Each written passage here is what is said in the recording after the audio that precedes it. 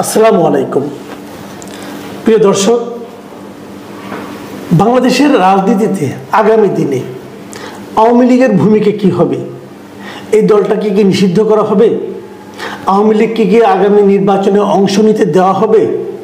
এটা নিয়ে নানা ধরনের টানাপোড়েন, নানা ধরনের বক্তব্য, আবার পাল্টা বক্তব্য, আবার একজন একটা বক্তব্য দিয়ে সেটা আবার প্রত্যাহার করে নিচ্ছেন। এই সব মিলিয়ে একটা এলোমেলো অবস্থা বিরাজ করছে। এটা কেন? আমি কয়েকটা ঘটনা আপনাদেরকে বলি। প্রথমত, আমরা শুরু থেকে দেখলাম যে বিএনপিকে একটা ভূমিকা নিতে তারা বলল তারা কোনো রাজনৈতিক দল নিষিদ্ধের পক্ষে নয়, এবং এটাকে আবার ডক্টর ইউনূসও আল জাজিরার সঙ্গে যখন ইন্টারভিউ দিলেন তখন সেখানে উল্লেখ করলেন যে বিএনপি বলে দিয়েছে যে তারা আওয়ামী লীগকে নিষিদ্ধের পক্ষে নয়। এরপর ভারতের আনন্দবাজার পত্রিকায় একটা ইন্টারভিউ দিয়েছেন আমাদের জামাতের যিনি আমির ডক্টর শফিকুর রহমান, তার কথা দেখলাম এবং তিনি কিন্তু একই কথা বললেন। তিনি বলেছেন যে কোনো রাজনৈতিক দলকে সরিয়ে দেওয়ার ইচ্ছা নেই। এই কথাটা উনি বলেছেন। উনি কীভাবে বলেছেন ওনার কথাটা একটু শুনুন। এই কথাটা কিন্তু একদম মানে হুবহু কীভাবে বলেছেন, কি মানে এর আগের বাক্যগুলি কি সেগুলো একটু মনে হয় শোনা দরকার। তিনি বলেছেন যে কোনো রাজনৈতিক দলকে খারিজ করা বা সরিয়ে দেওয়ার কোনো ইচ্ছা আমাদের নেই। এই কথাটা উনি বলেছেন, মানে তাকে কোনো রাজনৈতিক দলকে উনি খারিজ করে দিতে চান না, সরিয়ে দেওয়ার ইচ্ছা ওনাদের নাই। এবং এটা কীভাবে বলেছেন? আওয়ামী লীগের ব্যাপারে আমাদের দেশের দলগুলো কিভাবে ভাবছে, কি ভাবছে সে বিষয়ে উনি বলেছেন। এবং উনি আগের ব্যাখ্যাগুলি এখন একটু পড়ে শোনাই আপনাদেরকে। এর আগে বলেছেন যে আওয়ামী লীগের প্রতি জনতার সম্মিলিত ঘৃণা তৈরি হয়েছিল দুর্নীতি এবং ফ্যাসিবাদী নীতির কারণে। তারা নিজেরাই নিজেদের পতন ডেকে এনেছে। কোনো সংগঠন বা দলকে সরানোর জন্য আমাদের কোনো ভূমিকা পালনের প্রয়োজন নেই। মানুষ সব জানেন, তাদের সম্মিলিত প্রজ্ঞাকে আমরা সম্মান করি। এতটুকু বলতে পারি, কোনো রাজনৈতিক দলকে খারিজ করা বা সরিয়ে দেওয়ার কোনো ইচ্ছা আমাদের নেই। তার মানে ওনারা কিন্তু আওয়ামী লীগে নিষিদ্ধ করা হোক এটা চান না। আবার দেখুন বিপরীত দিকে আমাদের যে ছাত্র জনতা যারা আছে, আমাদের একজনের কথা আমি বলি, সার্জিস আলম।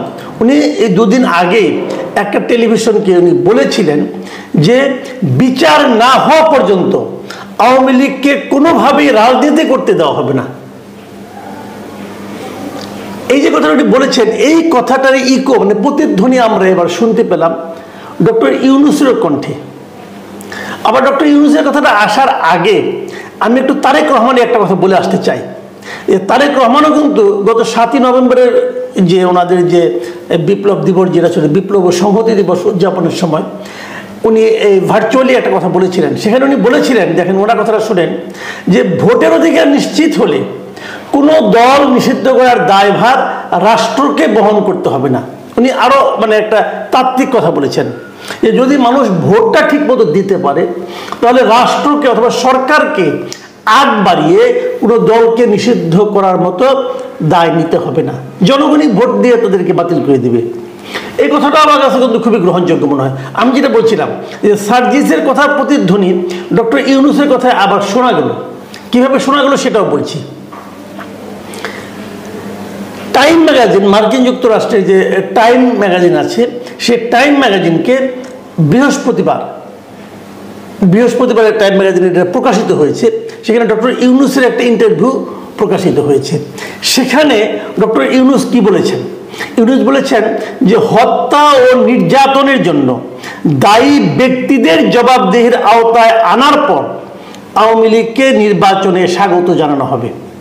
উনি কিন্তু দল সম্পর্কে কিছু বলছেন না, মানে দলকে ক্ষমা প্রার্থনা করতে হবে কি হবে না তা বলছেন না।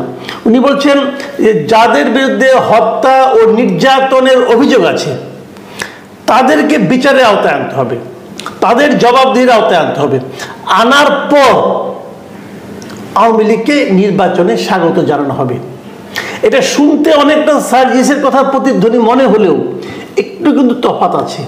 এই জিনিসটি খেয়াল করার জন্য আজকের এই আলোচনাটা আমি অবতারণা করেছি। তফাৎ এরকম, উনি কিন্তু বলেন নাই যে হত্যা ও নির্যাতনের জন্য দায়ী ব্যক্তিদের বিচার সম্পন্ন হওয়ার পরে, তা কিন্তু বলেন নাই। উনি বলেছেন তাদেরকে জবাবদিহির আওতায় আনতে হবে, মানে তাদের বিরুদ্ধে বিচার কার্যটা শুরু করলেই হবে। বিচার কার্যটা শুরু হওয়া মানে কি? জবাবদিহির আওতায় আনা, এবং বিচার সম্পন্ন হওয়ার দরকার নেই, তার আগেই তাদেরকে নির্বাচনে স্বাগত জানানো হবে। এবং উনি তারপরে আবার কি বলেছেন শুনেন, আর জিনিসটা আরেকটু ক্লিয়ার হবে তার পরের বক্তব্যটাতে। সেখানে উনি বলেছেন যে নির্বাচনে অংশগ্রহণের ক্ষেত্রে অন্য যে কারো মতো তারা স্বাধীন, আমরা তাদের রাজনৈতিক ক্ষেত্রে মোকাবিলা করব। এখানে দেখেন একমাত্র ছাত্ররা ছাড়া আর প্রত্যেকটা পলিটিক্যাল পার্টি, বিশেষ করে আওয়ামী লীগ, বিএনপি, জাতীয় পার্টি, এমনকি ডক্টর ইউনূসের সরকার, তারা কেউ কিন্তু আওয়ামী লীগকে নির্বাচন থেকে বাইরে রাখার কথা বলছেন না। তারা বলছেন তারা নির্বাচনে আসবে এবং তারা খুব কনফিডেন্ট যে জনগণই আওয়ামী লীগকে প্রত্যাখ্যান করবে।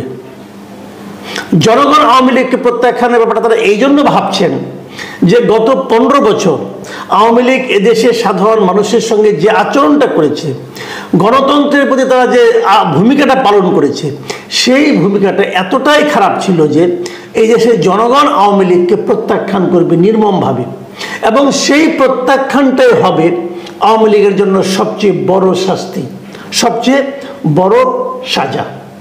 এই কথাটাই কিন্তু এদের মুখে নানাভাবে চলে আসছে, এবং নিষিদ্ধ করার কোনো মানে আসলে কোনো লজিক্যাল অথবা ডেমোক্রেটিক কোনো কাজ নয়।